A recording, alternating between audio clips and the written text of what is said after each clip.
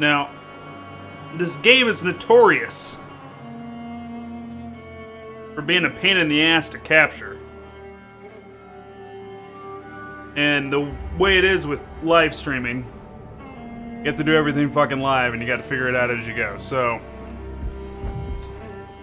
we're gonna see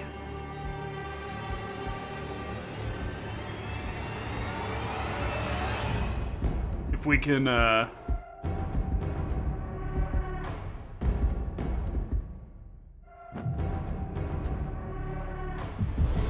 we'll see if we keep our frame rate at 60. We don't.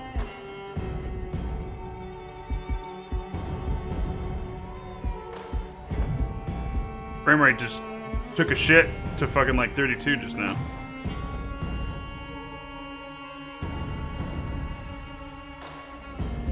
We keep it at that resolution and it stays at 60 frames though. So, okay. And it's not the game. The game's running at 60 constantly. My machine's running it at that speed non-stop. But OBS can't handle it. So OBS starts capturing at a lower and lower frame rate. Because what's happening is to make my game run that well, my processor ignores everything else. Advanced options, this is all on the highest quality. That's all good, I already checked those out. Game settings.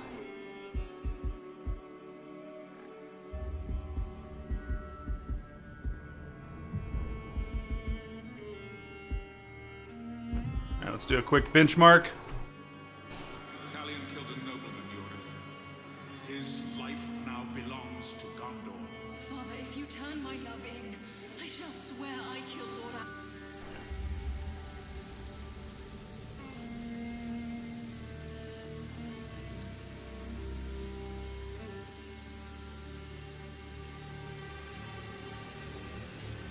Minesweeper high score.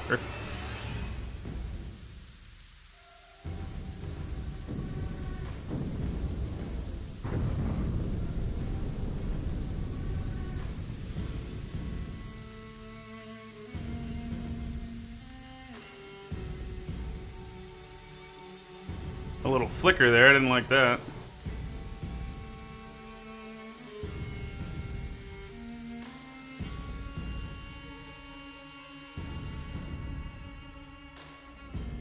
Our minimum FPS. Now, most times minimum FPS is on startup, and it's usually like 1 or 2 because it's got to rev up. So for the fact of us having 40, and the average at 60 and 100, whew, we'll run this just fine. All right, option. That's all done. What's this stuff? It's already linked.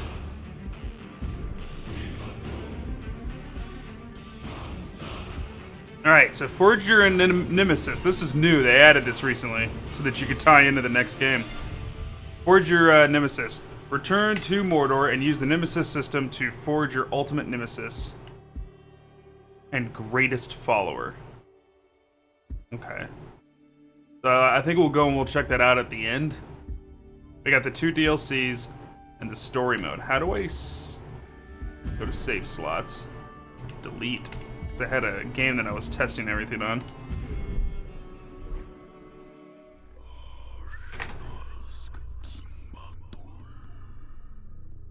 In the land of Mordor, where the shadows lie. It was here, on the slopes of Mount Doom, that the Dark Lords. This will be our 100% hardest difficulty lore run. It is here that for 2,500 years the Rangers of Gondor stood watch, guarding against a nameless threat they had all but forgotten. And while the strength of Gondor faded, the power of the malice of Sauron grew in darkness. He has returned to Mordor. Shadow and flame have fallen on the Black Gate. And no mortal man its path.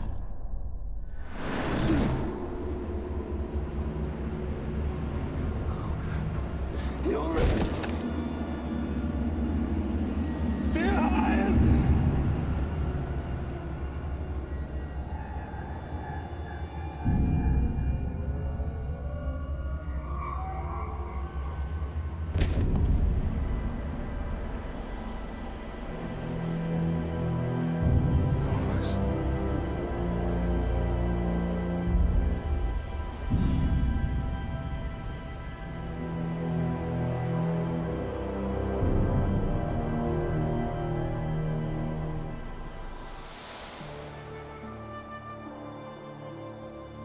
That is a perfect swing for killing chicken. Wouldn't want to hurt you. It'll take a lot more than that. Dear Hyle, the mighty chicken killer. Come on. Come on. Show your father what you have, huh? Tutorial. You'll have to hit harder if you want to best your father. Hard enough? Parry, son. Don't forget to block. Perhaps you should not forget to hit. Stay alert, dear. Your enemy will not always be as he appears.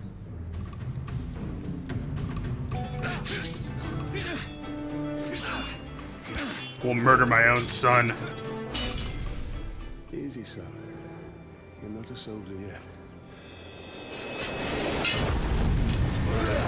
I'll have your gun.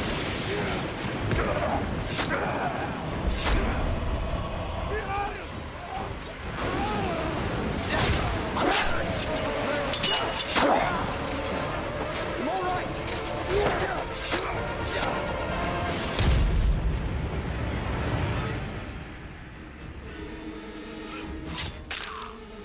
My blade shall rest in your throat.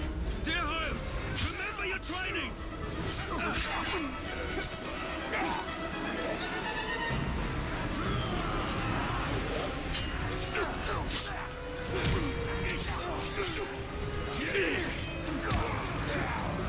Probably just faster than I can strike. Stand fast, dear Hyle!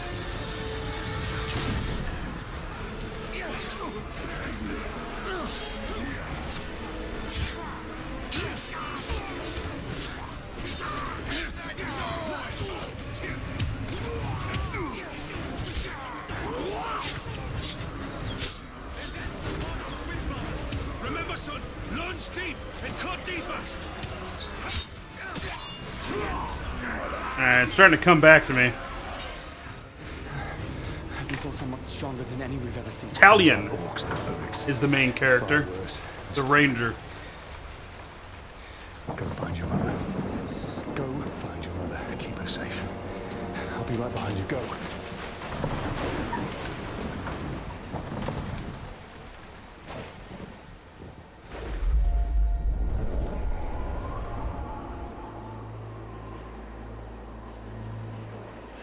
Am I dead? You are banished from death.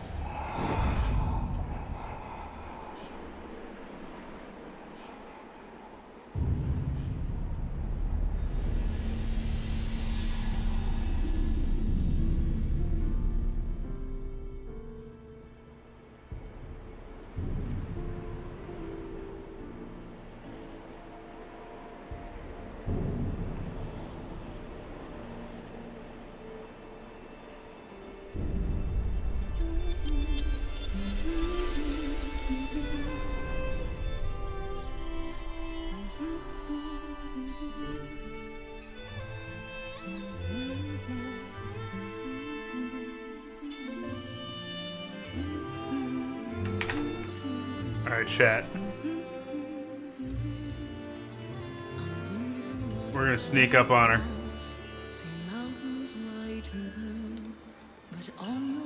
We're going to stealth kiss our wife. At the end Yeah. of the swim, Alien, this is beautiful. Where did you find it? Still off some guy's grave. friends left in Gondor. Did you talk to my father? Yes, I did. And nothing has changed. He's still very stubborn. I say we go anyway. The Eye will not come willingly. There must be a better life than this. Not now.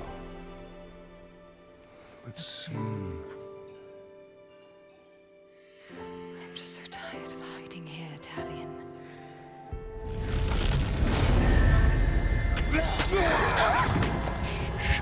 We must hide now, or we are both dead. Come on.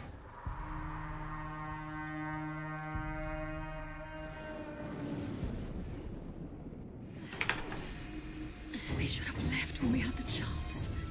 Don't move. I'll clear a path. I'm outnumbered. Stealth is my only advantage.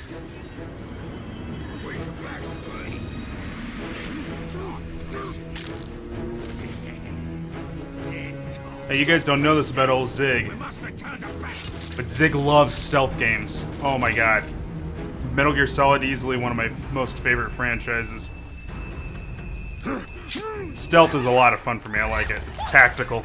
Put the sword down, Ranger.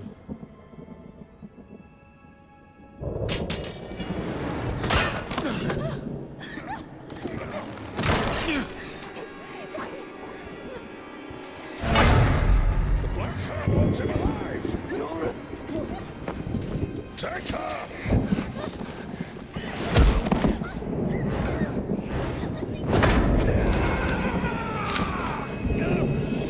He will live.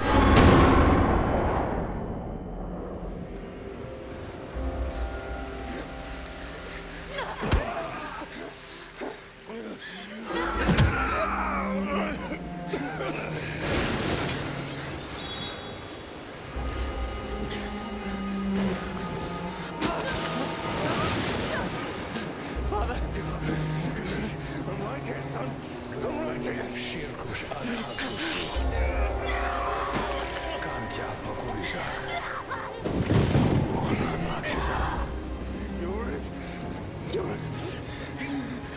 We'll be together, my love. Soon. Forever.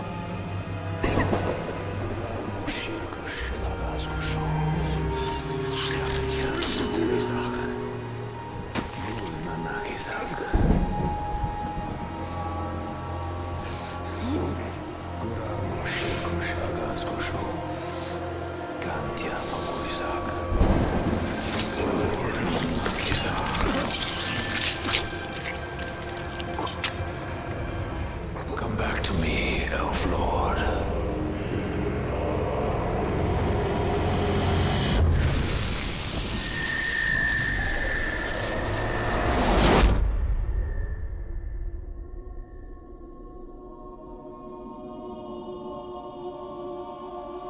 What is this place? See for yourself.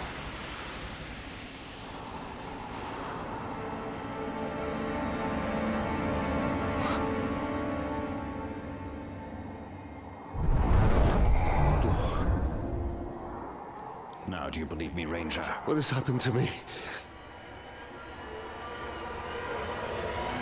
You are banished from death. Cast adrift between the worlds of light and dark. Curse binds us together within the walls of Arda. If what you say is true, then how do we break this curse? We find the one who cast it on us. The Black Hand of Sauron.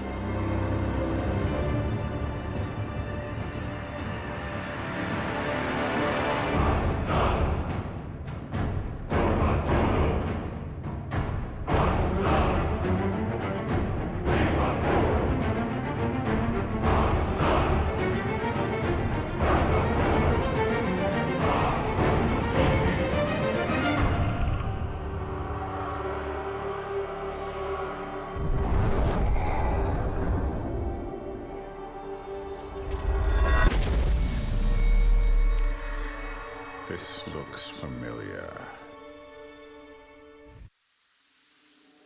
Woo! Nobleman Yorith. His life now belongs to Gondor. Father, if you turn my love in,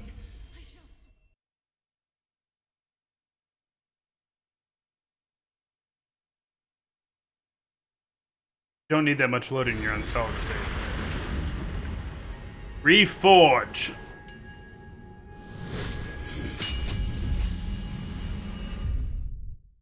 Fast travel unlocked. Unlocking Forge Towers unlocks the Wraith memories. The Wraith's memories. So they're referring to... We're not supposed to know the name of the Wraith that's helping out Talion, the Ranger of Gondor, yet. But we do know he is a Wraith. So hitting these towers gives him back some of his memories. This unlocks new missions, collectible locations on the map, and Miriam, which is a currency in the game.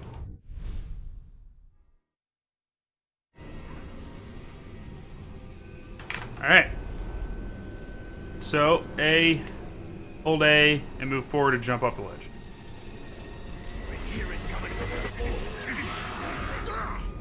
So, we missed one of you at Narcos, eh? An easy mistake to fix.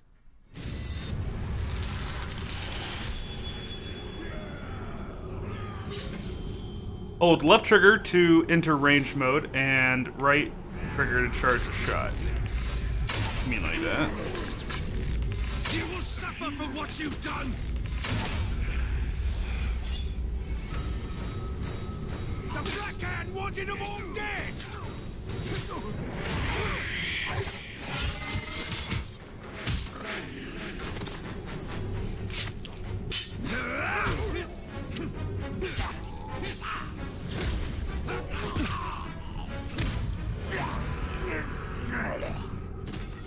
They had like black arms and shit. So one of the cool things about this game is all of these orcs are pre-rendered before you ever fight them with uniqueness to them.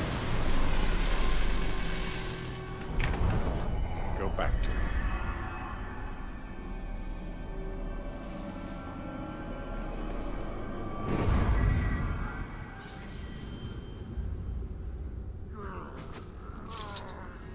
Okay, right bumper to grab. And press A to interrogate. Nani Akir Gala! Gain motherfucking intel. He is a fiend. Made of thin air. What more? A slave I had. Swears he fought him. I sold him for a keg of grog to Gimu the slaver.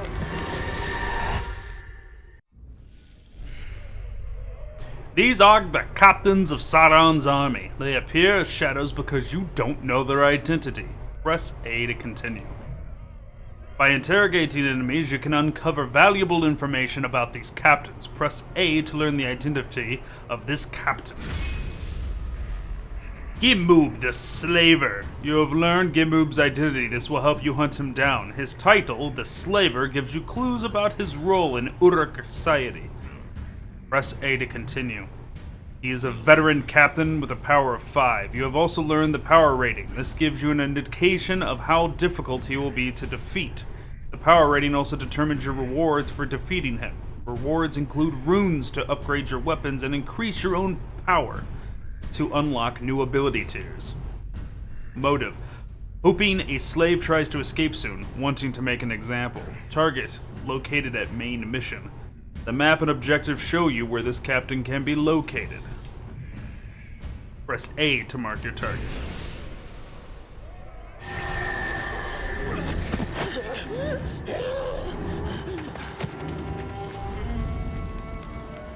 That is where we have to go. If one can trust an orc. Trust has nothing to do with it. His thoughts cannot lie.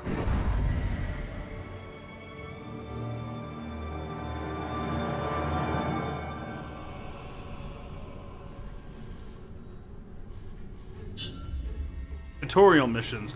Gold icons advance the story. Red icons display power struggles where Uruks compete for status, reward power to unlock new ability tiers, and white icons represent side missions and collectible rewards. Miriam to purchase upgrades. You have 2 available main missions. The Slaver, save the humans trapped within Mordor and find the Black Captains. And the Spirit of Mordor, learn more about the Uruk Society and take down Sauron's army from within. The world has changed. Nothing makes sense. We're gonna have to... Alright. So we're gonna have to pause every time we want to do that coming out of a cinematic. Nothing has changed. This is how it will be. The future and the past are linked in darkness. I don't understand why I'm here. And I can't remember. Let's go find the slaver. His mind may provide answers. I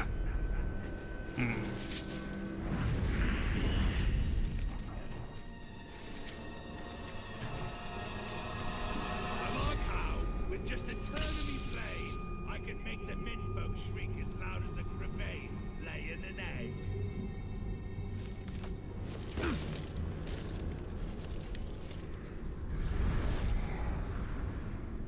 Enter Wraith World LB to find nearby.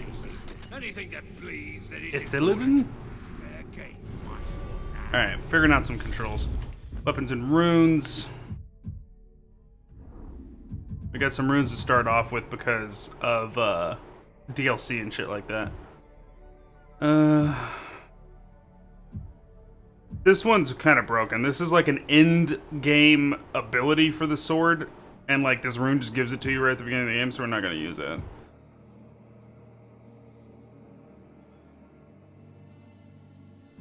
I like this one, Flame of Honor. And then for our bow,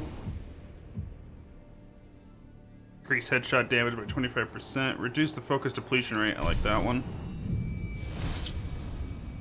Brutalized stealth kills cause additional terror. Stealth kill and ground executions deal extra damage to captains and war chief. Immune to poison. Does not stack with the other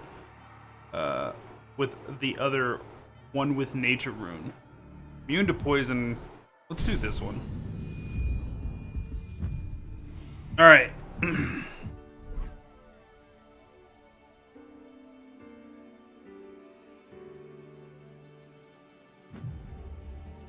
Talion. Here we go. First bit of lore, chat. A Gondorian ranger, Talion was slaughtered on the Black Gate along with his wife, Irith, and his son, Diral. Talion did not find peace in death, however, he was cursed and resurrected by a powerful wraith who possessed his body and reforged him as an undying spirit of vengeance. Talion's swordmanship, speed, resistance, and training have all been augmented by the wraith's presence within him, as though he himself possessed the power of one of the great rings. He can view the unseen world, lay his hands on his foes and exploit their fears and dominate their wills, making him a monster to the monsters. Talion is bound to Mordor, doomed to reside there until he can destroy the Black Captains who murdered his family and face the Dark Lords who command them. Irith was Talion's wife, Diral's mother, and Halas's daughter. She was born and raised in Minas Tirith, where her father was a guard of the Citadel. When she was 19, she and Talion fled Gondor together to build a new life on the frontier of the kingdom. She was killed along with her family by the Black Hand when Sauron returned to Mordor. Diral was Talion and Irith's son, born and raised on the Black Gate. Diral wanted nothing more than to be a ranger like his father and his grandfather before him. It was not to be. He was killed alongside his parents by the Black Hand. Rangers of the Black Gate. Gondor controlled the Black Gate for over 2 millennia after Sauron's defeat. And they're talking about the first time Sauron was defeated, so this is not after the War of the Rings, what we know to be Lord of the Rings. The Rangers supervised the building of the Tower of the Teeth, standing guard over the Gondorian prisoners who would later escape into Undun and settle there. Over the centuries, the Rangers suffered greatly, their numbers whittled down by a great plague and an invasion by the Easterlings. Eventually, a small but hardened crew stood to man the watch, a brave few who were quickly overwhelmed when Sauron returned. Wraiths. There are many restless spirits within Middle-earth who have not been able to find peace in death. Wights, wraiths, and ghosts of terror. Sauron the Necromancer calls to them all within the borders of Mordor. Should he rebuild his power and be able to command the lost army of the dead, he will be unstoppable. Uruks, the Great Orcs. The Uruk is an elite of all the orc breeds. They are grown in huge vats as a leadership caste and are taller, stronger, better able to withstand daylight, and more ill-tempered than other lesser orcs. They are captains and commanders, bred for war and determined to take back their homeland for the Dark Lord Sauron. They impose their will with brute force. They hate beautiful things, will not admit to any fears, revel in slaughter, and enslave any who stand on their path. They are certain their Dark Lord has returned to lead them to their destiny as the rulers of Middle-earth. The Hammer of Sauron was once a man, a stretcher bearer for Gondor, dedicated to retrieving the wounded. His life, literally he bore a stretcher. He was like a medic guy. His life changed on the slopes of Mount Doom when he retrieved Sauron's mace after the Dark Lord fell. When he took up the weapon of Sauron, he realized that his life had been wasted in saving others who sought glory in war. If men wished to die gloriously in battle, he would grant their wish with pleasure. He became doomed to a bloodlust that would never be sated. He has waited a millennia for the Dark Lord's return to Mordor, and now his purpose has been revealed to him. So, big reason why we're doing the lore run for this stream is because we're trying to... I didn't read up on the lore a lot when we first played this game. So, this game makes a lot of sense in the current world of Lord of the Rings for me. So the reason why we're getting into the deep lore is because the second game totally doesn't work. Like, you can't make it work. They have gone and messed with so much fucking lore in Shadows of War that it has to be a alternative timeline. Now, I know if you get into the lore of this one, it does the same thing, but if you don't get into the lore and don't read on stuff, it doesn't affect the timeline too bad. So the reason why we're doing this is mainly so I can change my mindset of this game, because currently this game works in my lore, in my head, for Lord of the Rings, and then its direct sequel doesn't. So we're trying to make this one not work either, so that both of these Middle-earth games are kind of an offshoot of the storyline. So, a Mercy main who got fed up with all those Genjis needing healing and decided to become a Reinhardt main. It's true. So this is, so I bring up that little bit of why we're doing the lore run, because this is the first real step towards me breaking that illusion that this works within the timeline. Him picking up the Mace of Sauron. Nah, that don't float. That don't float. The Tower of Sauron. As the tower's evil has grown, so has his stature.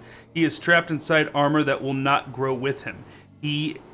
And his agony is exquisite. Damn.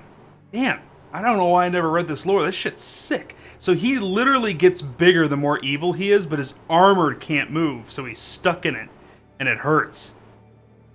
He was once a Numenor, and as he can recall, he either built a tower or was locked inside one. His appearance is horrific. To stand near him is to feel the revulsion he feels for himself. Even his fellow captains despise the tower, although they have come to rely on his great corrupting evil. His propensity for slaughter is unmatched. He makes his victims feel pain and he revels in it. This guy fucked up, chat. The Black Hand of Sauron. The Black Hand is the greatest and most feared of the Black Captains. His mere presence on the battlefield spreads terror among his foes and servants alike. Some say he was once a great king from the east who brought Sauron the head of 2 Istari as gifts. Oh shit! Oh shit, chat! This is the guy who, according to this timeline, kills the Blue Wizards. We'll see a lot about them. Others say that he returned across the seas with Sauron after the fall of Numenor. Still others claim that he is the Dark Lord himself, once again taking fair form within Mordor. There are many stories of his origins. All of them are lies. The only thing which are certain are that he is the master of deceit, and he serves the Dark Lord with absolute loyalty. So, alright, well, it's saying that his origins are lies. Maybe he didn't kill the two Astari. The tower is basically a Cenobite from the Hellraiser series. You know, I have never really gotten to the Hellraiser stuff. I don't know. Talons of the Black Hand. The Talons are the elite personal guard of the Black Hand of Sauron. The Black Hand was schooled in the sorcerous arts at the side of the Necromancer, and he personally draws forth the Talons from their spawning vats of Barad-dûr. They are tested in battle immediately after they are dragged screaming into a world of anger, hatred, and fury. There are always 5 Talons, and whenever one falls in battle, his body is returned to the vats where his death can feed the creation of his successor. If his corpse cannot be successfully carried back to Barad-dûr, then the remaining Talons are sacrificed in his stead. Talons of the Black Hand. Interesting.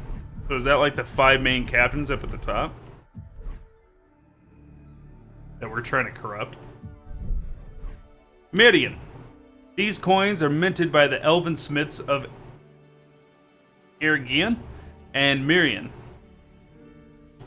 Became the currency of that realm, prized throughout Middle-earth. As with the Ithildian star moon, Ithildian. Like, I can say Elvish words if I hear them, but Jesus, if you have to read them, they're so fucking hard. Ithildian, I think. Star moon, which with which they marked their doors. Mirian was wrought from mithril, which they had traded with the dwarves for. The currency would commonly be traded between the races at locations such as the Market of Khazad-dûm. To honor the dwarves, Mirian pieces featured Durin's door on one side and its great forge on the other.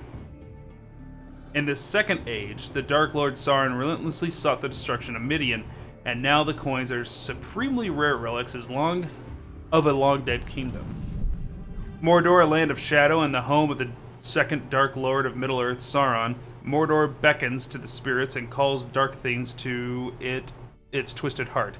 It is home to many monstrous creatures, among them Caragors, Grogs, and Ungol, monsters neither the Uruks nor their Dark Lord have tamed.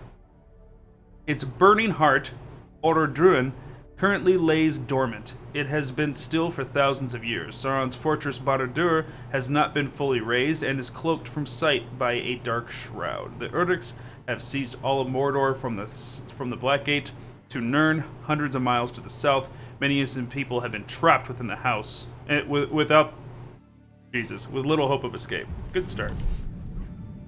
Morannon, the Black Gate of Mordor, is a formidable defensive structure that spans the gap between Mordor's Ered Luthien, Ash Mountains, and the Ephel-Duath, Mountain of Shadow. It has, apparently, protected Mordor from Gondorian invasion and Gondor from Mordor. Its walls are built of stone and are impregnable. The magnificent structure was created during the Second Age by the Dark Lord Sauron's forces using the power of the One Ring. Later, after Sauron's defeat, the Battle of Dagorlad, Gondorians used prison labor to construct the Towers of the Teeth, Narcost and Karhost, on either side of the Great Wall. Rangers of Gondor manned the gate for over 200 years, but their numbers have declined dramatically since the Great Plague. Udun. The Valley of Udun is a harsh and unaccommodating land used primarily as a way station for armies with ambitions to breach Mordor or attack from it. The sprawling land was once populated by Gondorian outcasts, but is now commanded by the Uruks. Okay, Udun is bounded by the Black Gate in the north and the Iron Jaws of Craddock Angren to the south, defended by the reoccupied stronghold, Durthang, and cut by the imposing Black Road leading to the fortress ruins of Barad-dûr, where the Dark Lord has retreated after his defeat by the White Council at Dol Guldur. Okay, so that officially puts this timeline in between Hobbit and Lord of the Rings. Because it is near the end of the Hobbit that the White Council defeats the Necromancer, aka the Dark Lord, at Dol Guldur, and he is forced back to Mordor. Orodurin, better known as Mount Doom, or Amun Armoth, is the greatest volcano in Middle-earth, and it's the fiery heart of Sauron's realm. It was the Samathnar, Chamber of Fire, within the mountain that Sauron forged the One Ring to dominate all of Middle-earth, and it is this one place where it can be unmade. Orodruin has been dormant ever since the One Ring was cut from Sauron's hand on its very slopes. It will once more burst into flame when Sauron has rebuilt his power in the ruins of Barad-dûr. Barad-dûr, the Dark Tower, has lain in ruins since it was cast down by Gondor after Sauron's defeat at the end of the Second Age. However, as long as Sauron survives, the foundations of Barad-dûr can never be truly destroyed. It is to these ruins that Sauron has retreated since his return to Mordor. Hidden beneath a sorcerous veil, he has begun to rebuild his power for the Great War of the Ring to come. Nothing else there. We have no visions yet. And then the tutorials are not true lore. So, as we unlock lore, chat, that was the big push. We had to get all that stuff out of the way early, but we got some good lore right there. And as we unlock lore, we're going to stop off, like we just did there, and read on it.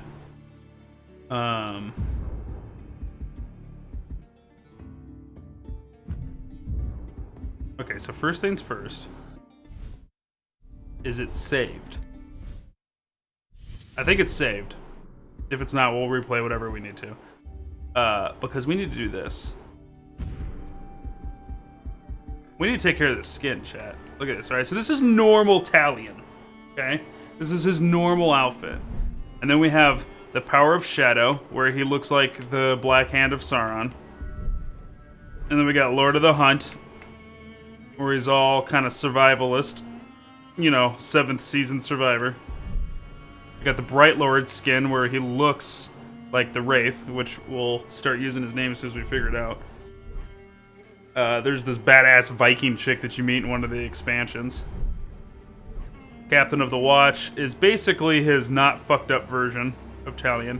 And then there's the Dark Ranger, which we gotta use the Dark Ranger. Look at that. Look at that shit. Look at how fucking cool that looks.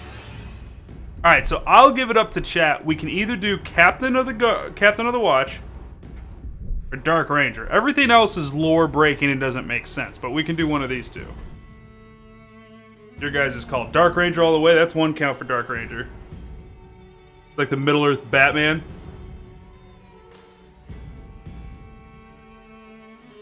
Dark Ranger, obviously. Dark Ranger Beast. Alright. Let's do it. Alright. We'll go back up and we'll continue the story mode. And I love it because the loading screen's changed now. Dark Ranger, Coral! Coral, Dark Ranger!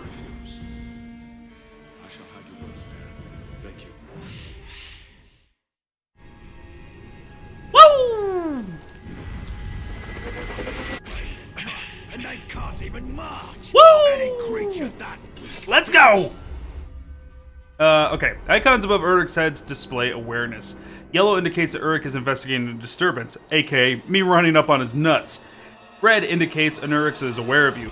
Hold right trigger to sneak, reducing the amount of noise you make.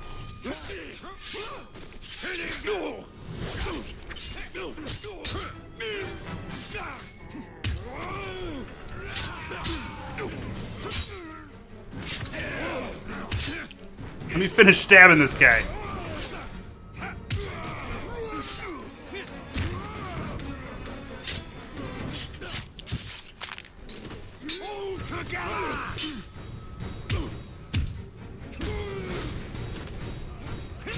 Oh, come here. Stab this guy.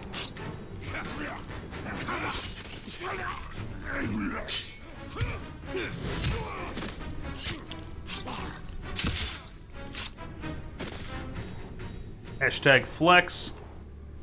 Oh god, it feels so good to be playing this game after so much Witcher. Like, countering in Witcher is so much harder than this one. You just feel like a fucking badass in this game.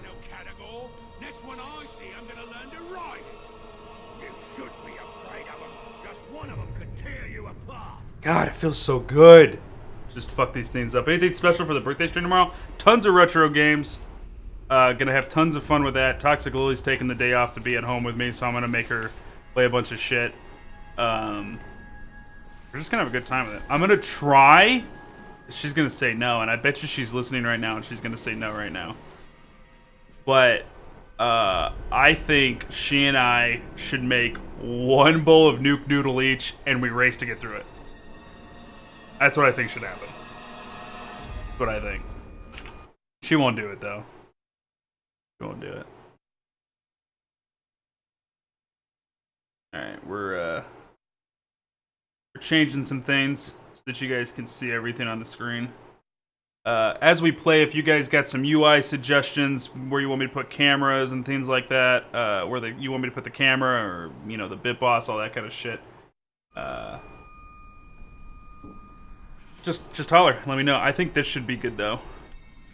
You guys will be able to see what's in the upper right. The tip cup is covering up the mini-map, but that's translucent. That was a cruel suggestion. She won't do it. I don't think she can make it through it. You're back for the gel shots? Hell yeah, I am.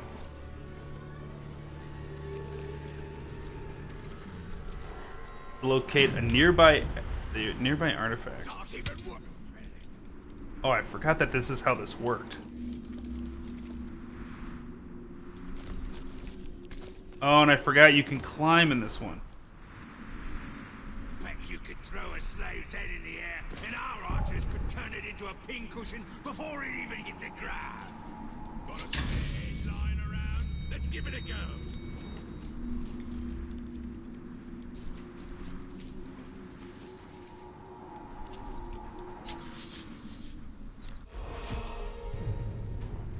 What is that?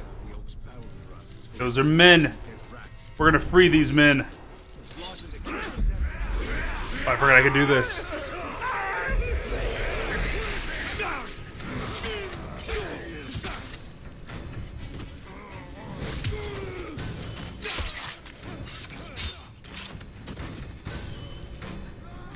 And I like Blood and Wine. It was super fucking good.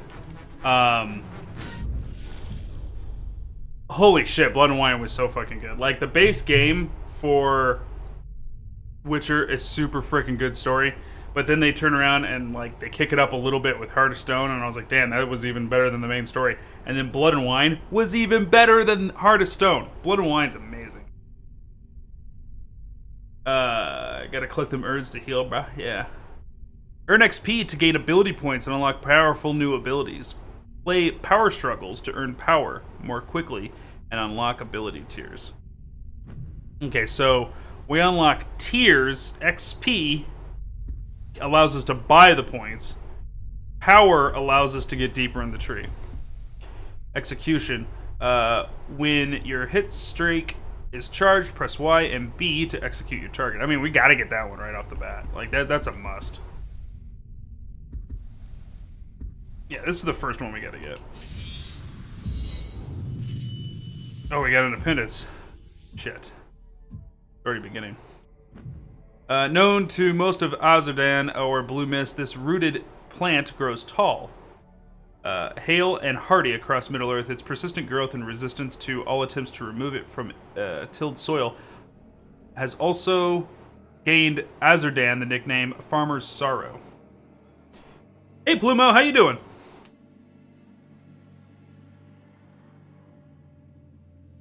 Did I go to the Vampire Lord, or did you... I went to... So your choices are to go to the Vampire Lord or go to Sienna, the girl. I went to Sienna. And actually, I forgot to do it. And I'll have to watch it on my own in chat. You guys should go watch it too. I wanted to pull up a YouTube video of what it was like to go to the Vampire Lord. Because going to Sienna was sick. That was cool. They did some really neat shit there. Very well, thank you. Just cuddling up my puppers at the moment. Back home. That sounds good. Cuddling with the puppers in bed. It was less interesting than you think. I thought there would be this whole, like, high society fucking weirdness to it. If you go to Sienna, you do some crazy, like, trip ball stuff. I'm not saying what it is, because I know Rebel Red, I think, is in the middle of it. It may be burdensome as a weed, but its medicinal value is great. Its beguiling and sweet azure shoots are often added to draughts to alleviate the pain from kidney stones. Azurdan's ground roots, when chewed, diminish the pain of a headache, and healers have noted the plant's therapeutic value in balancing restoration humors. Blue milk. It would be hard, if not impossible, to mistake the blue milk. This rare but delicious mushroom supports a blue cap and stalk. When cut, it produces a blue-hued, milky substance that is commonly employed in a variety of additional concoctions. A single blue milk, when consumed, will quell hunger for up to half a day and can instill a sense of heightened awareness. The mushroom's cap and stalk can be separated and dried, then the grounds into flakes and soups, and employed by healers medicinally and salves and trees. Alright, lore, what do we got? Got Baradur. We already read this one. We already read that one. And the tutorials we've already read. The captain said to get a bunch of slides and start digging. I got orders to get a pile of timber. They got all these different plants. The blood red flower, elegant, may have grown in Middle-earth for centuries, perhaps since the First Age. Ancient texts suggest it was an evil omen, flowering where the bones of dead men rest. According to legend, Elegran also thrives on mishap, death, and the suffering of others. Urks despise the plant because of its striking beauty and have targeted it for extermination to the extent that they have ignored the plant's usefulness as both an antitoxin and antivenom.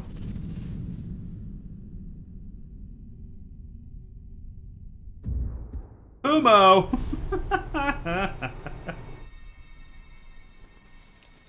Pumo, who's Pumo? Alright, so let me see. Here's the map. Oh, we got a guy with intel here. This dude.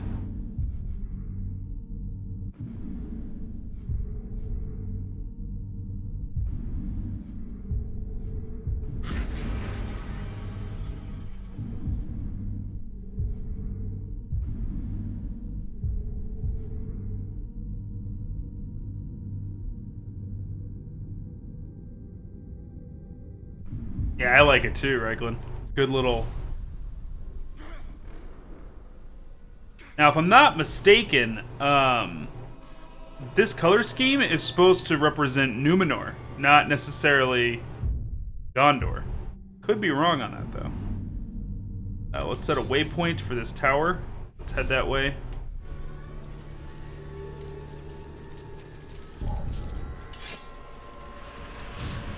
Alright. If I remember correctly, you can, like, super jump in this game. You can climb almost anything.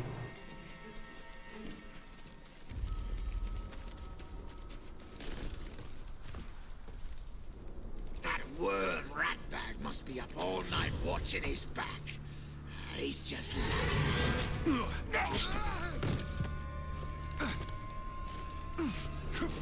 I just tried jumping down. I came down here to loot him. Jibbidah! Thank you. It's gonna take me a while to, like, unlearn that. How does this work? You just run into it. Got it.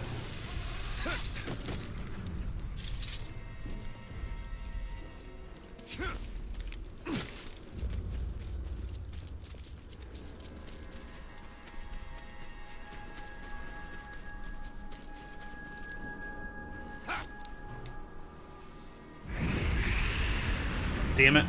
It's just A. It's just like the climb button. I'm trying to, like, jump on stuff that I shouldn't be able to climb. Alright. Alright, Earthbred. This...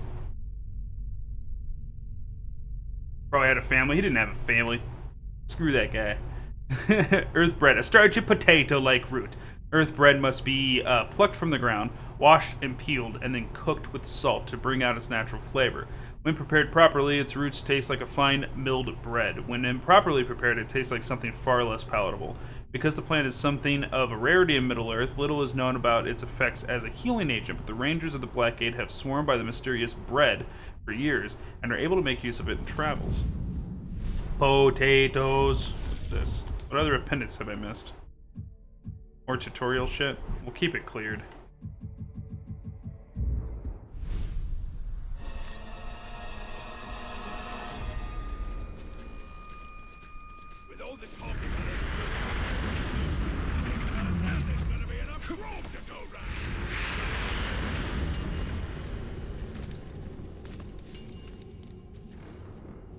Oh, you getting caught on?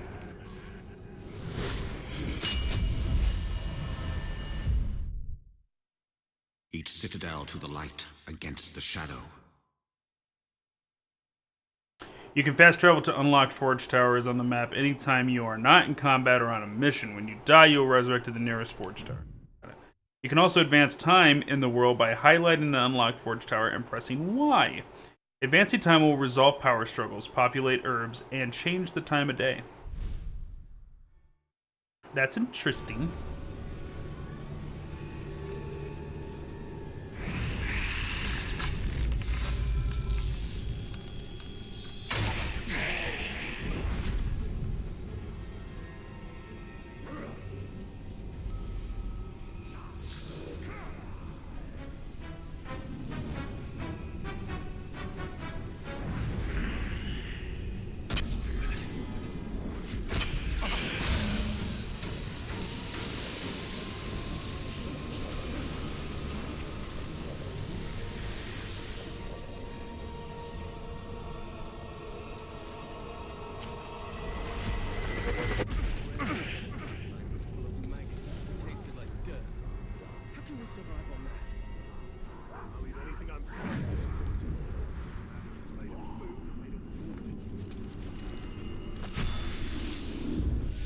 Nani here, Gelar Mordor. Ooh. Ooh. Morgai flies. With Mordor's predilection for unburied corpses, Morgai flies have become a mainstay. Their nests can be found hanging anywhere there might be flesh, and any disturbances send the insects into a frenzy. When this happens, the malevolent creatures swarm, working in concert with one another, creating a relentless, stinging mass powerful enough to overwhelm even an armor-clad Uruk. The red marking on their back are reminiscent of the blazing eye of Sauron, and these creatures are extensions of his dark spirit. That's creepy as fuck. Barad slime. Silme. Slime. Barad Silme. Nothing is known about these enigmatic ruins, creations, or destruction, save for the haunted visions of the wraith possessing the doomed Ranger Talion. These towers are familiar. The eternal enemy, time, has cloaked their purpose, obscured their forms, and made distant the memory of their creators. Until such a time as their origins are uncovered, we can only classify these ruined monoliths as Barad Silme, towers of starlight. Silme, then. Yeah, it's Silme, because Silmarillion. Unseen, they are shadows of Mordor, distant, violent past reflecting memories of the lost elvish land, Irgian.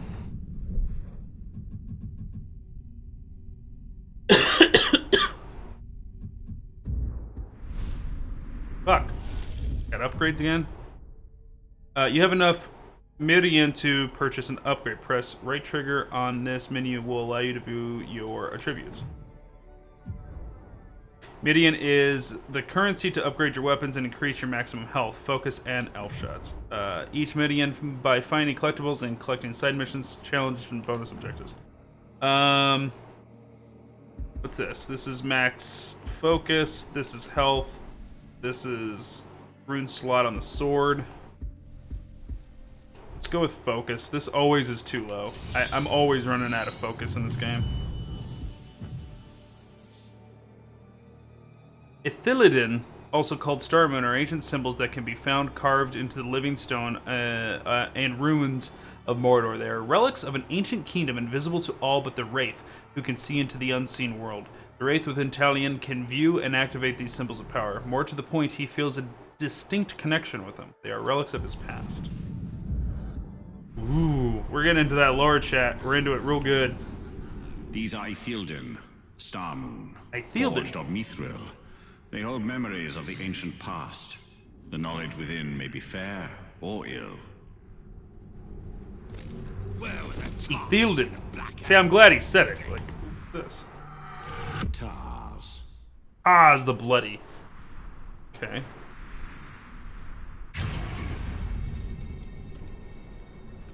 Chat, you want to try and kill him?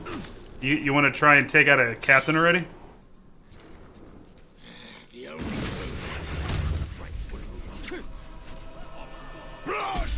Shit, we fucked up. I want to see the rays run.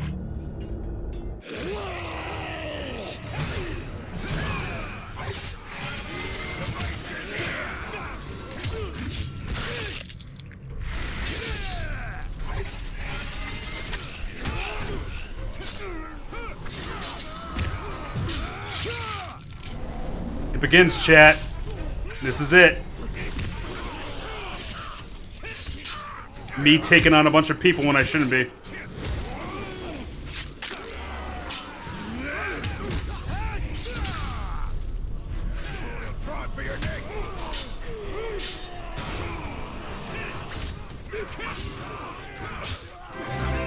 Hey, thank you, Tama.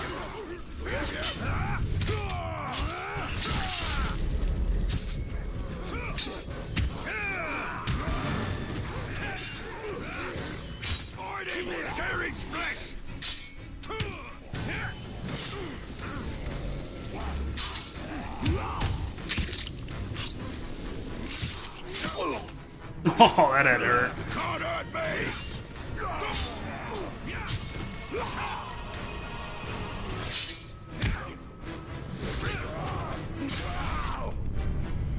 Oh, listen already.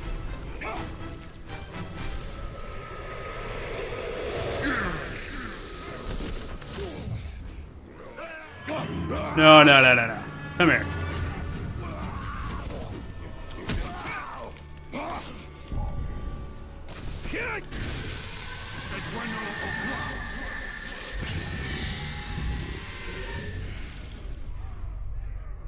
Alright. When this icon appears over Captain Says, it means they can be found nearby. Press A to continue. We got him.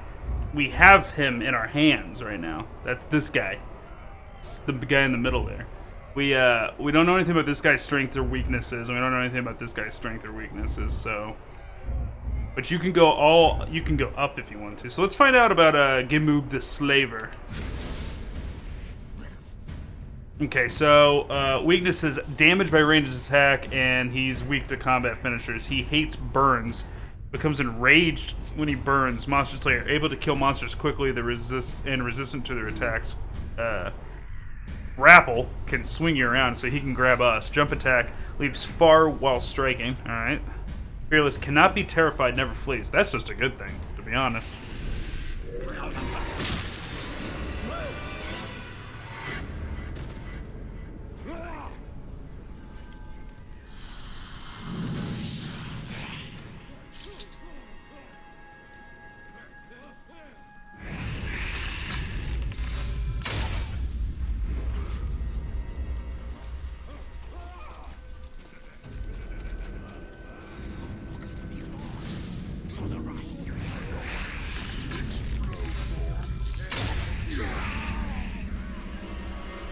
Oh, he dead.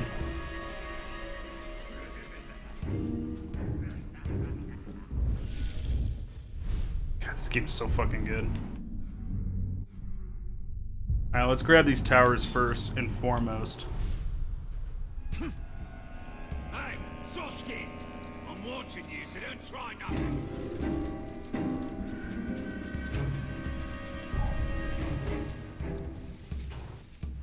Shit, they'll raise alarms. Okay. Try going up and around.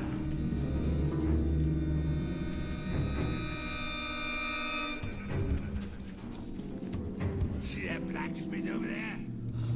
Just wait and see what he's making for me. Is that like... Are we on the edge of the world or something? Where are we?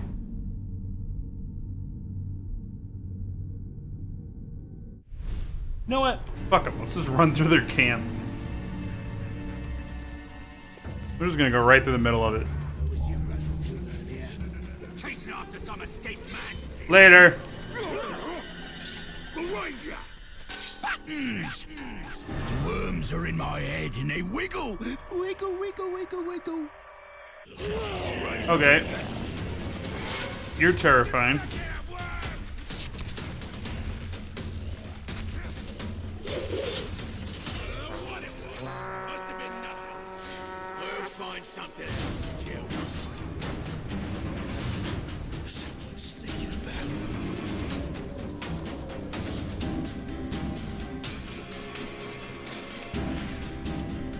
So what I was saying earlier is before these orcs even like end up on my screen, they're pre-rendered with a uniqueness design.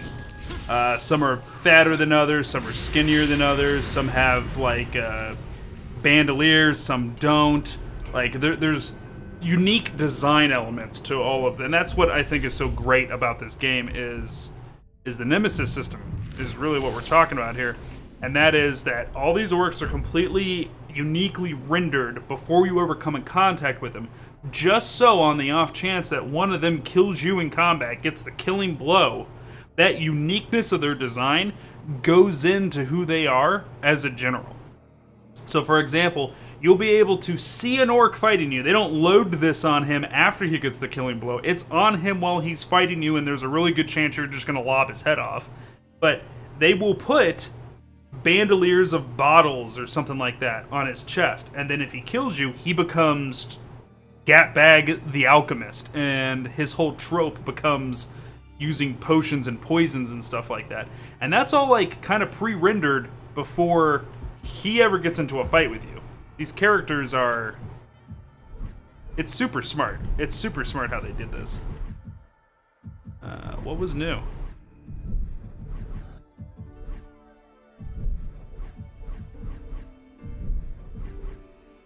I believe it was Udic captains. Oversee Sauron's army. They enforce construction and demolition projects, craft battle plans, and administer discipline to the underlings. And there's a chance of any Udic captain you kill can come back. That's true too. And then they like their story enriches because you killed them. The Uruk hierarchy is combative. Captains win their place by slaughtering those above them and keep power by destroying underlings who might oppose them. This ensures endless competition among the Uruks, and winning the rank of captain means an Uruk is one of the strongest, deadliest, and most devious of their kind.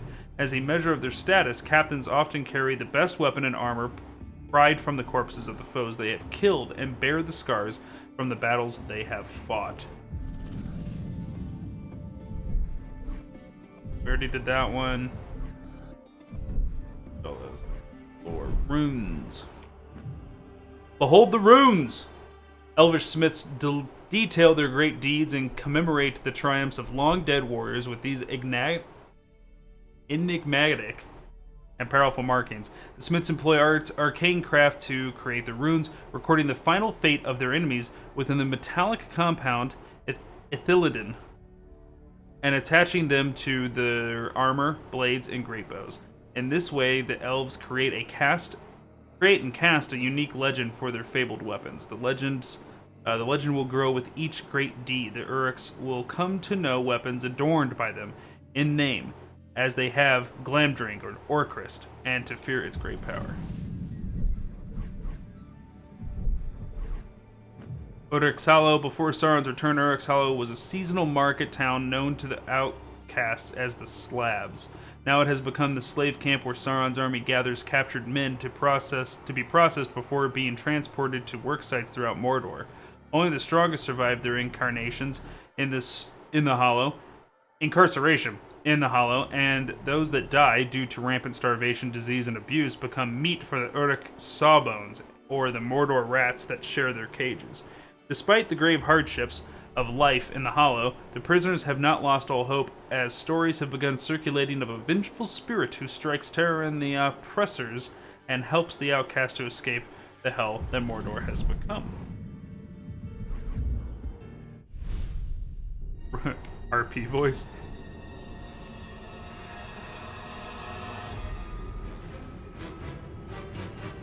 Alright.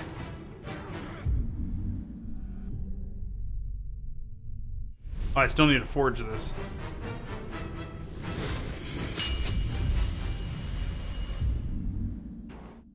These Eldar towers ascend from beyond the past.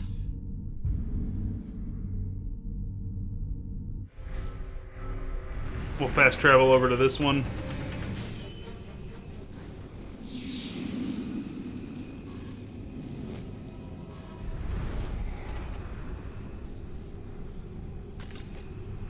Spider runner, huh? Hammer really ought to be in charge. He's the most terrifying of all them black captains.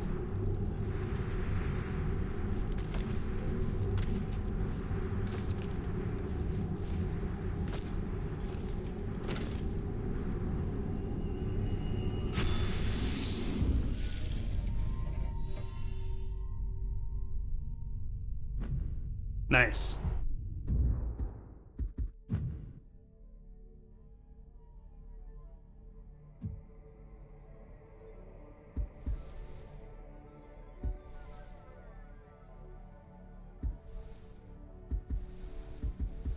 Don't have enough for the health upgrade, so we'll wait on that one. I guess we could do the sword one.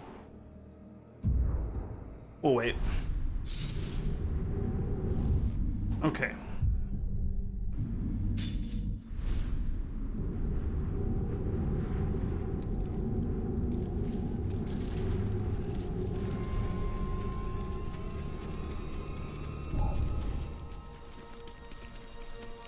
Bunch of locusts just popped up on screen out of nowhere. I hope the camp at the mall doesn't join with us, because that'll mean more competition.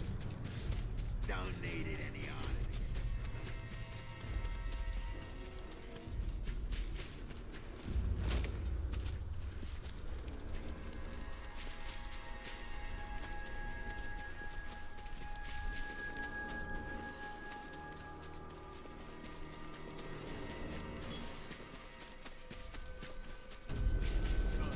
Head up the tower we go.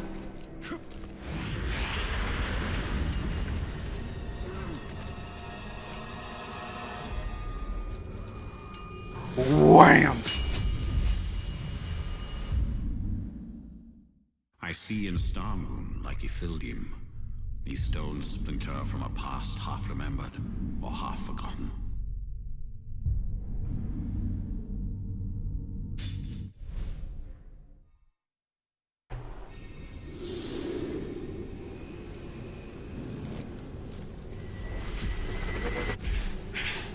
Love games with no fall damage. Gotta love it.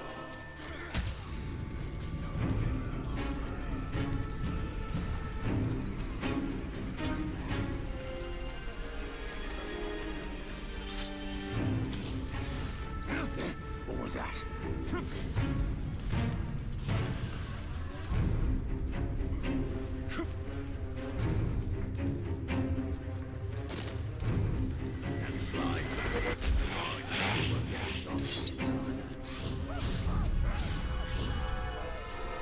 This one right here?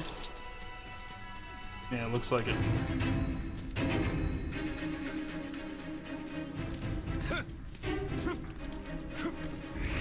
Climb that tower, Wraith.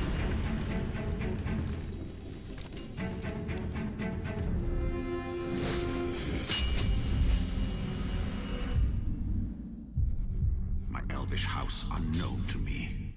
Is this my inheritance? Is this my inheritance?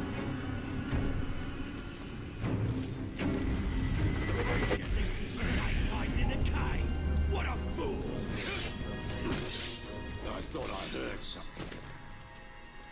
I must not have unlocked it yet. There's supposed to be an ability that, like, tumbling over obstacles gives you, like, a speed boost. I think it's something you unlock, because it's not working right now.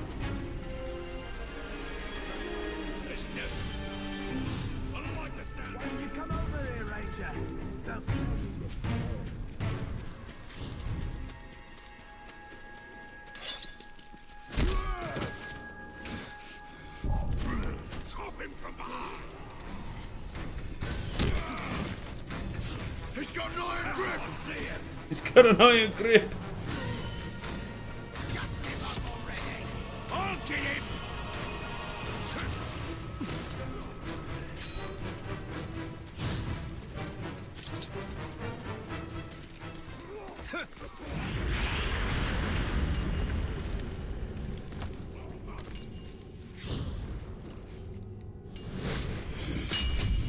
Alright, there we go.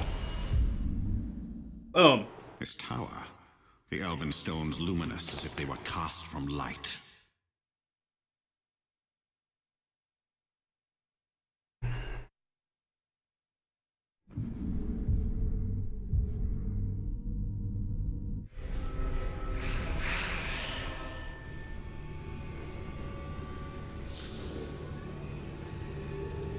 Alright. Go check this out.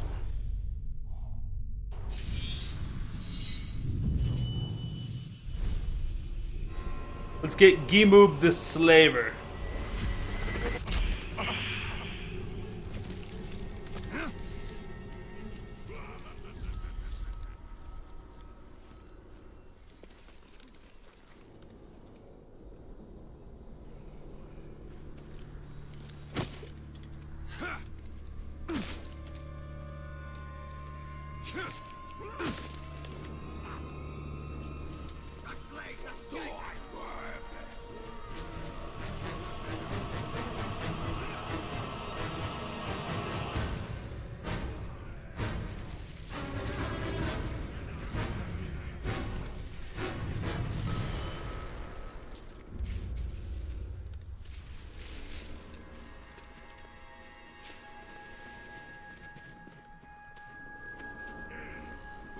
slave on the run.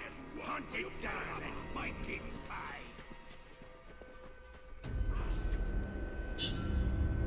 An Uruk slaver holds a captive with information on the Black Captains. Hunt down the slaver, rescue the captive, and find out what he knows.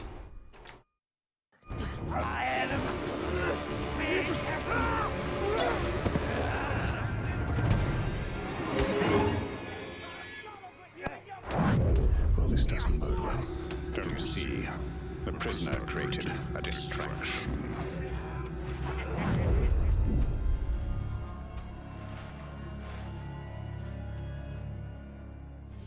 Why use your human sight to track the Uruk? I see more than any mortal.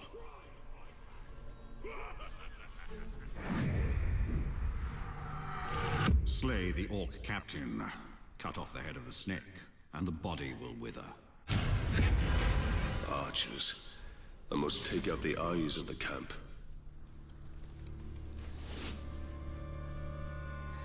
Getting sick of voodoo. I heard the slave begging for mercy, begging you for his life. If one more runs, we'll be out of poles. Alright, let's take care of this guy. What was that noise?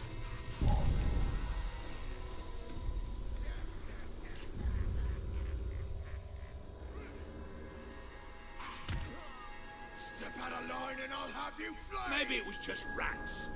Well, Probably just rats. then it better stay away.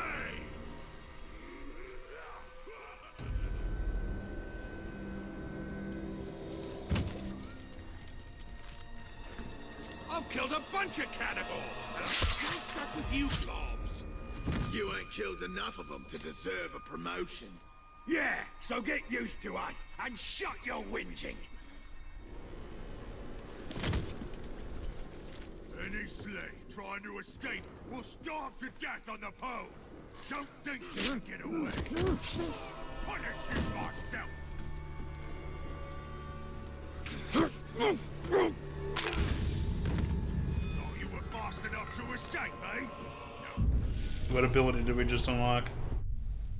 Do impact. Enemies will be knocked backwards, stunned, or knocked down. Aerial takedowns. That's that elven swiftness I was talking about. We're gonna use this right now, so.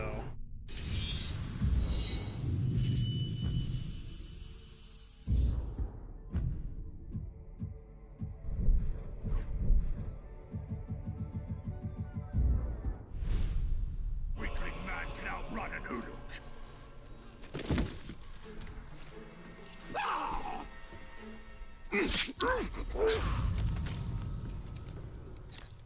See those slaves? They tried to get away. Fight me blade to blade. Man! Another Shrock that needs to be put back in his place. Well, there's that grapple they warned me about.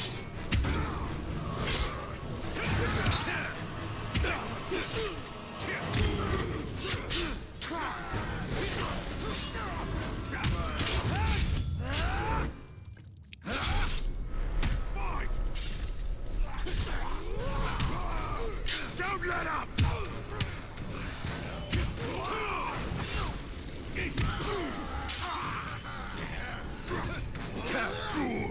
Not today! Crush you! You're flying again! Fucked up my combo! Kill the grass!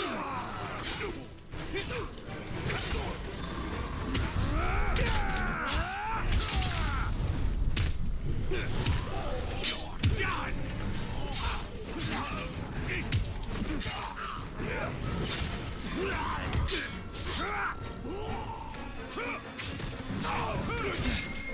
Push you back!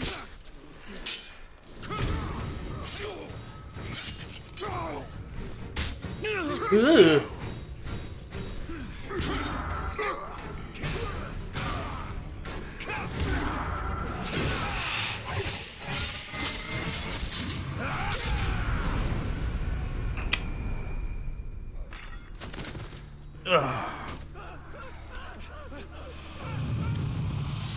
The cabinets drop room, provide bonuses for your weapons.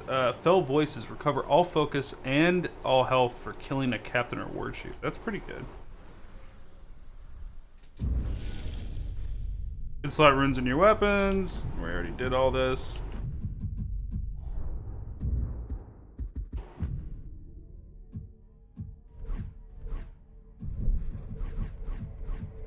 Slavers. Labor moves Mordor, and the slavers move the labor. There are the ones who process captured humans and dispatch the chattel to sites, the chattel, I guess, to sites across Mordor via the Black Road. Durix realize slave labor has freed them to focus on forging the Dark Lord's great war machine and are looking beyond Mordor for captives. There are whispers they are being aided on this front by a mysterious figure, a dwarf of the coin. Interesting.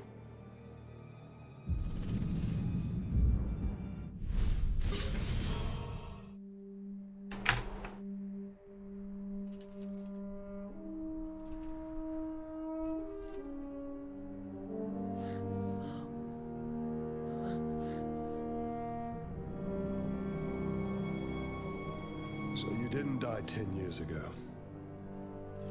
I take it you did not come here to arrest me for treason, Captain? You and I are all that remains of that garrison, Hugo. Then why did you come here? Looking for a slave that fought the Black Hand of Sauron. More like ran away from him. You know this man? Of course. You're staring at him. Where are the servants of the Dark Lord? Do you even know?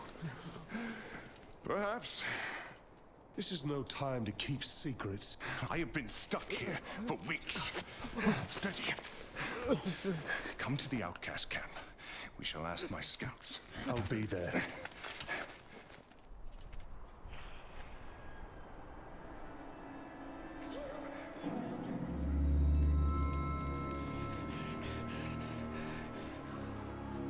It's just another orc. No. Someone who wants to be seen. We should tread with caution.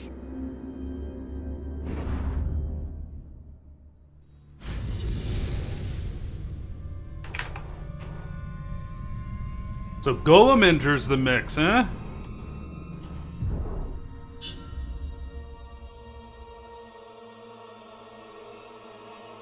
Photo mode, whatever. The Outcasts of Undun. The Outcasts are descendants and escaped Gondorian prisoners. Their forefathers built the Towers of the Teeth and the Black Gate many centuries ago. Their escape into Undun allowed them to create new lives for themselves. Even if the land was harsh and unforgiving, they were free. Now Sauron and the Uruks have returned, and there is no freedom to be found within the Land of Shadow. Why is Golem here? This is the point where Golem is looking for the ring. He's in search for it. Hirgan of Tarnost. Hirgan of Tarnost was a ranger stationed on the Black Gate. Hirgan served the guard faithfully, but fell in love with the outcast woman, Irin, and deserted, risking execution for leaving his post. Love prevailed, the two were married, and Hirgan lived among the outcasts, people who feared and hated his kind. When the Uruks invaded Udun, Hirgan's skills proved invaluable, and the outcast often deferred to his experience. He was unable to stop his beloved wife from being captured by the Uruks and seeks desperately to rescue her. Wouldn't be Lord of the Rings without Gollum, that's true. It does take place between The Hobbit and Lord of the Rings, yes. So this is the time when, if you recall in Lord of the Rings, Gollum is in search of the ring and he gets a little bit too close to Mordor and Mordor captures him. And they get the words Baggins and Shire out of him. This is just before that.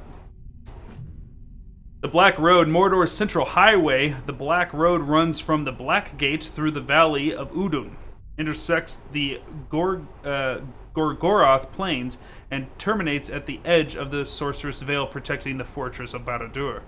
Since its construction in the Second Age, the Black Road has functioned primarily as a passageway for Middle-earth's many invading or retreating armies. The road is back again under Orcish control, and as an omniscient portent being widened by the enslaved people of Udun to support the Dark Lord's growing armies. The Barrows. The Uruks will not admit to feeling fear, but they avoid the Barrows. They believe these caverns to be haunted by the vengeful dead, the spirits of men and elven slain at the Battle of Daggerlad. The truth is not so far from their suspicion. Because these caverns are avoided by the Uruks, they make an ideal refuge for the outcasts of Udun, and the Barrows are the headquarters of their leader, Hirgon. They are connected to a series of caverns which lead out of Mordor, emerging on the other side beneath the Black Gate. It is through here, that the outcast can hope to escape from Mordor and reach the freedom of Minas Tirith. Calling old Tom, he can help you. I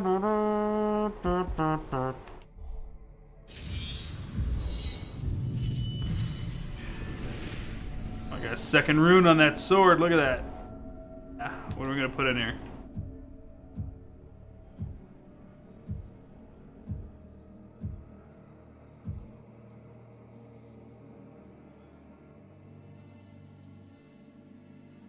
Hey, he's talking about Tom Bombadil.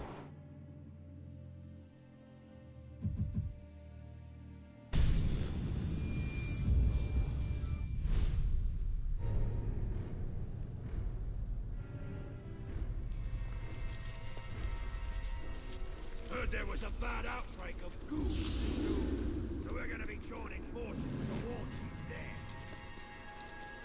Alright, so what's this quest?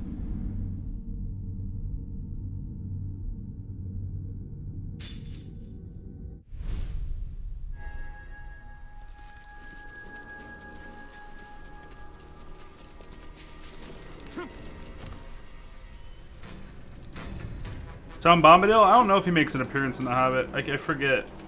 No, Tom Bombadil is...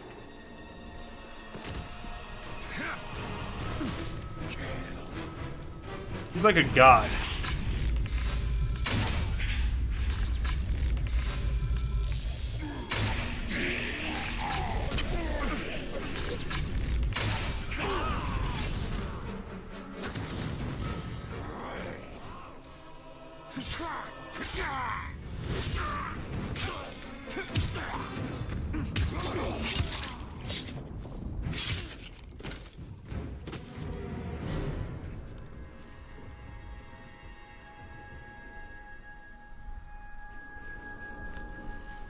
Yeah, that's a really good way of putting it, is Tom Bombadil is Tolkien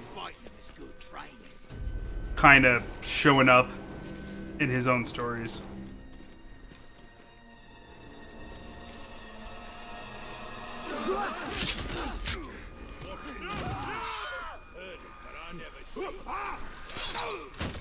Nice! Get him!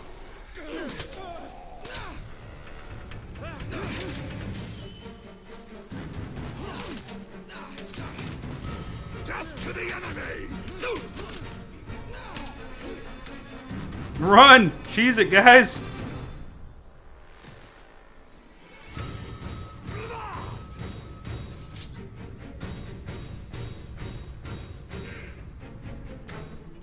No, he's genuinely, like, extremely powerful. Tom Bombadil. This is a lore run. So let's get into the lore of Lord of the Rings.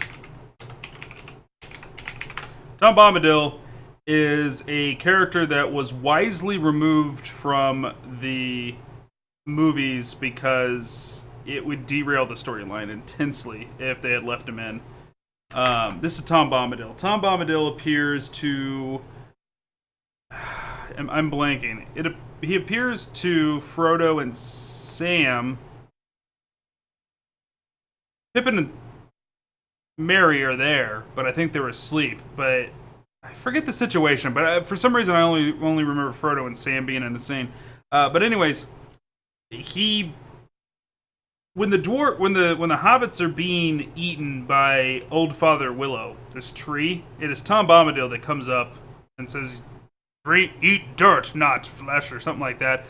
Sink your roots deep and drink water. Grow strong. And it releases, when he says this, it releases the plant releases its trapment of Frodo and Sam, and they tell him about their quest to get rid of this ring, and he picks up Frodo's ring, the One Ring, and it doesn't even affect him, and he flips it up in the air. When he does, the ring disappears, and then it shows back up in his hand, and he like flicks it between his fingers, and he's just completely and utterly immune to the effects of the ring. He's just stupid fucking powerful. But there's this large trope, returning stereotype, not stereotype, but a returning shtick that Tolkien likes to do, and that is that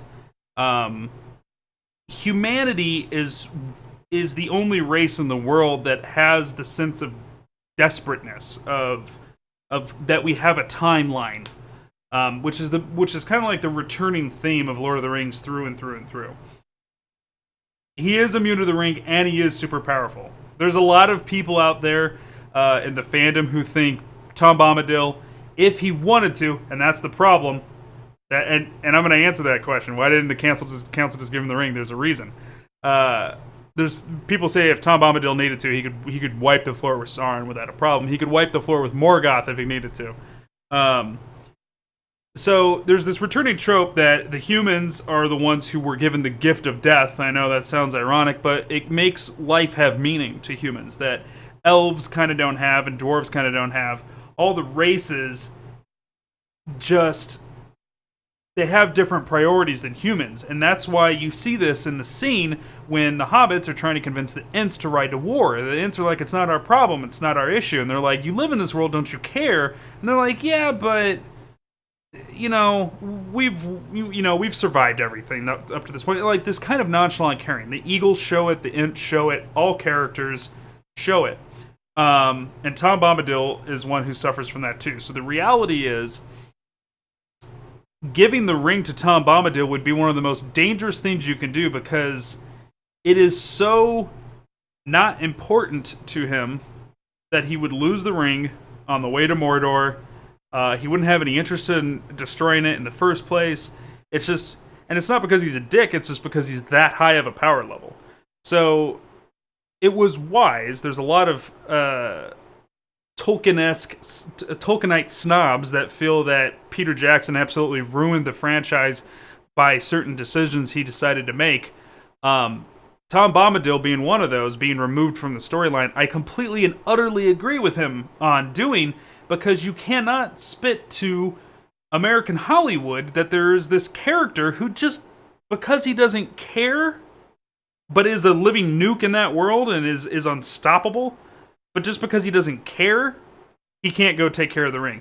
That is a literary element that's neat when you read on it in a book, but putting it inside of a movie and trying to explain to action movie addicts out there and stuff like that this guy just can't do it because he doesn't care. And they're like, no, that's stupid. Just like make him care. Like they just wouldn't be able to attach to that. It would be too hard. He is Middle-earth's Dr. Manhattan, quite literally. And I like that you bring up Dr. Manhattan because that's another good example of needing to change things. People are upset that from the Watchmen the comic book to Watchmen the movie that they get rid of the giant squid monster, psionic monster thing that causes the world to unite because they think they're being attacked by aliens, and they replace that storytelling element with Dr. Manhattan going ham a little bit. I'm sorry, if you're in a movie theater and you're trying to make a movie and you're selling it to Hollywood America and all those people that are interested in going to it, you can't all of a sudden drop a giant squid in New York that kills everybody with brain powers. You can't do that in the middle of The Watchmen, as crazy as that movie was. People are going to be like, what the fuck? And they're going to walk out. They're going to be completely pissed off. But the way that they took Dr. Manhattan and squeezed that in there and served the same storytelling element, it was well done. And removing Tom Bombadil was exactly the same thing.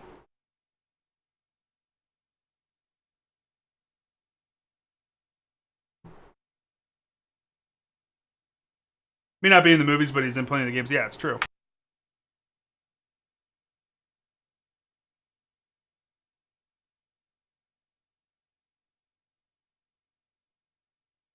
But yeah, a lot of people don't know. I mean, a lot of what's fun about Tolkien stuff is that there's no definitive answers. on a lot of things that we're missing information from, because Tolkien died before he could really put a lid on everything, and there's some things he didn't want to put a lid on. Tarek, thank you. There was a lot of things he didn't want to put a lid on and put finality to. And because of that, there's a lot of like unanswered questions. And one of those questions is what's going on with Tom Bombadil. So people just make their assumptions about it. I honestly think, in my version of what I think is going on with different storylines with Middle-earth that's been left unanswered, I believe Tom Bombadil is one of the original Maiar left on Earth. And he's just gone to Earth, or gone to Middle-earth to live out a simple life.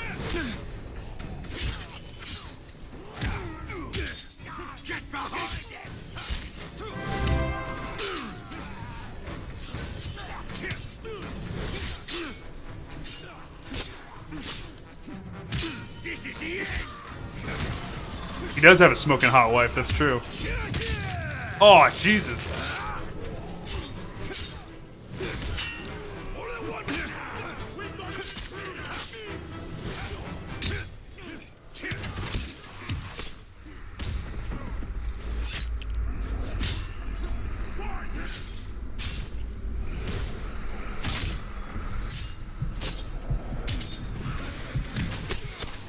What the shit just happened? Yeah, I know how to counter.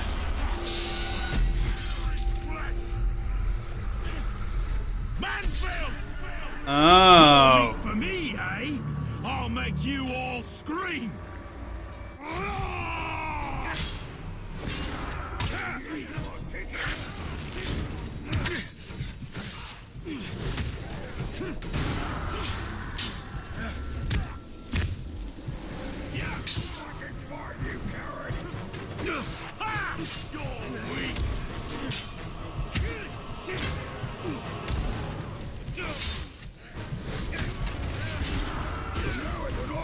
God damn it.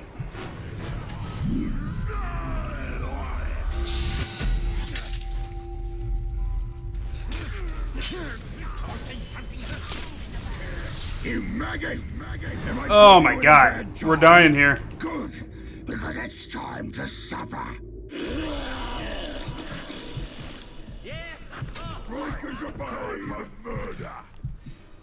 Alright, we gotta run.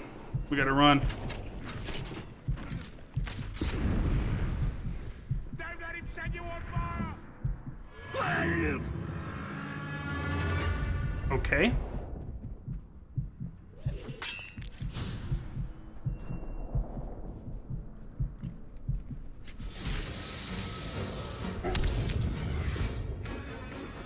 God, we pissed off 3 captains at the same time.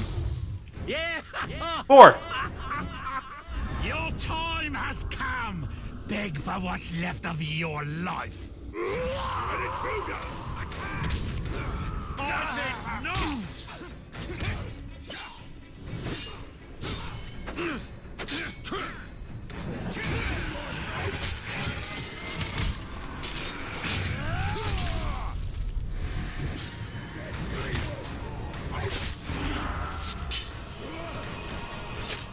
Time to make a name.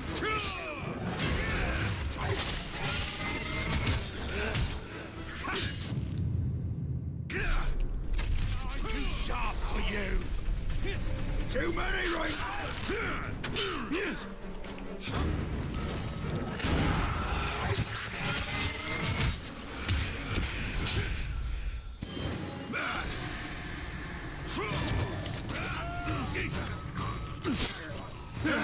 You're weak.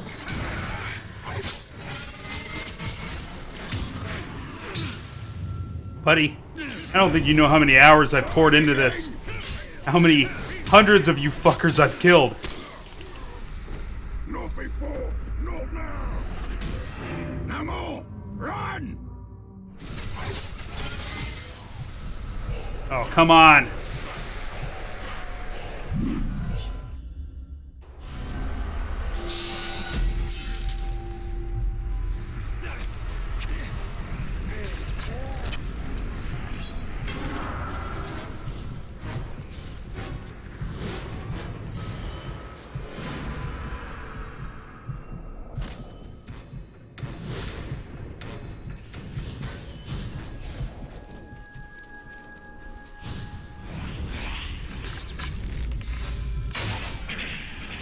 Oh, you piece of shit.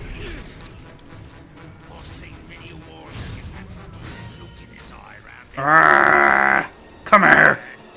Come here, you little piece of shit. Arrgh!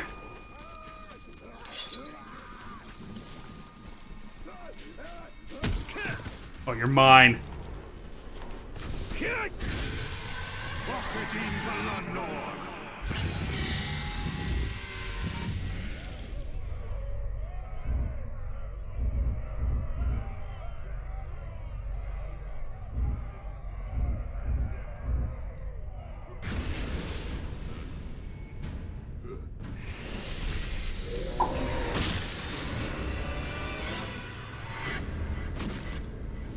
Think one of them died very abruptly. One I beat the shit out of and killed legitimately, and then one of them just now died without me really touching him. Let me eat this herb here real quick. But he's immune to range? Question.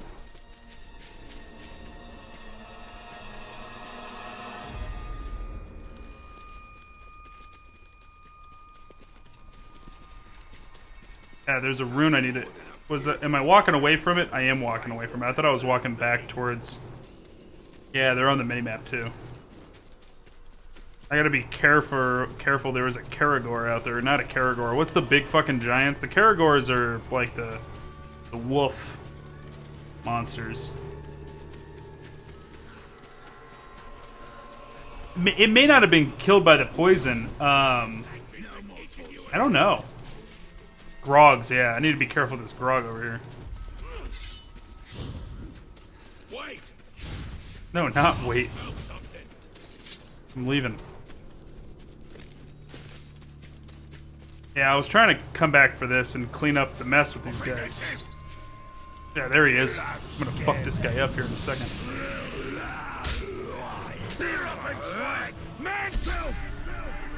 If it wasn't for that wall of fire, I'd have cut you to pieces last time. But it can't help you now. See, we're already getting guys who remember me from shit. Because this is the guy who ran away because of the fire that got started. Too sharp for that trick.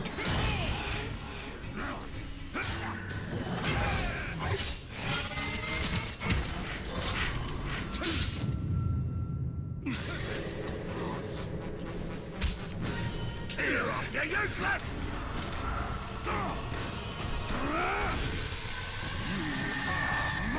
Fucking love it. I never get tired of it.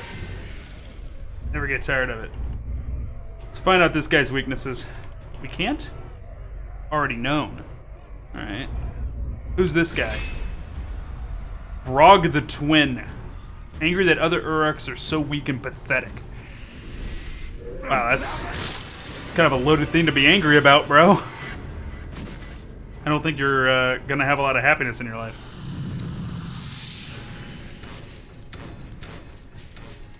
Bet. Bet. Just get your arrows in that beast's skull if it comes near. It's not already. Alright, let's take a quick break here. And we're going to take our first break of the day. And we'll be